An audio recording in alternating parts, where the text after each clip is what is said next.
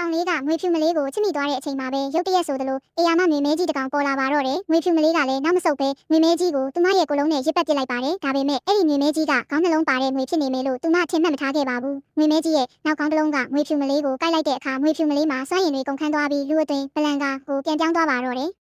အဲ့ဒီအခါမှာကောင်လေးကဘလန်ကာကိုပွေ့ချီပြီးပြေးပါတော့တယ်။ဒါပေမဲ့သူတို့နှစ်ယောက်ဟာအတားအဆီးတစ်ခုထဲမှာပိတ်မိသွားခဲ့ပါတယ်။အဲ့ဒီအချိန်မှာပဲအေယာမကြောက်တုံးကြီးတစ်ခုကကောင်လေးစီကိုပြုတ်ကျလာတဲ့အတွက်ကောင်လေးဟာဘလန်ကာကိုသူ့ကိုယ်လုံးနဲ့အုပ်ပြီးကာကွယ်ပေးလိုက်ပါတယ်။ကောင်လေးရဲ့ခန္ဓာကိုယ်ကတဖြည်းဖြည်းရေခဲရုပ်တုအဖြစ်အေးခဲသွားတာကိုဘလန်ကာမြင်လိုက်ရပြီးသူ့ကိုဖက်ကယူကျုံမရရှိုက်ကြီးတင်ရင်ငိုကြွေးပါတော့တယ်။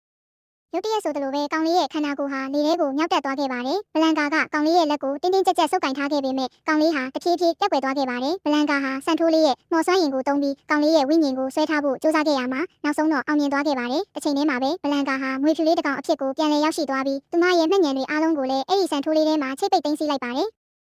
မျက်စိတမိတ်အတွင်းမှာပဲနှစ်ပေါင်း900ကုန်လွန်သွားခဲ့ပါပြီဘလန်ကာဟာလူပြန်ဖြစ်လာဖို့ကြင်ကြံအားထုတ်ခဲ့ပေမဲ့နတ်ဖျားအဖြစ်ကိုခံယူခံနီးတိုင်းမှာအမြဲတမ်းကြာရှုံးခဲ့ရပါတယ်တနေ့မှာတော့စံထိုးလေးတွေကချိတ်ပိတ်ထားတဲ့မျက်ညံတွေပြန်လည်ပွင့်ဟလာတဲ့အခါဘလန်ကာတယောက်အတိတ်ကအကြောင်းတွေအားလုံးကိုပြန်မှတ်ရသွားခဲ့ပါတယ်နောက်ဆုံးမှာတော့ဘလန်ကာဟာကောင်လေးကဘလို့ဘဝမျိုးနဲ့ပဲပြန်လည်ဝင်စားနေပါစေသူ့ကိုတွေ့အောင်ရှာမယ်လို့ဆုံးဖြတ်လိုက်ပါတော့တယ်ဒီလိုနဲ့ပဲဒီကနေ့အချိန်မှာတော့နှစ်ပေါင်း900တိုင်ချားကွာနေခဲ့တဲ့သူတို့ရဲ့ချစ်ချင်းမြတ်တာဟာတဖန်ပြန်လည်ပေါင်းစည်းခွင့်ရသွားမလား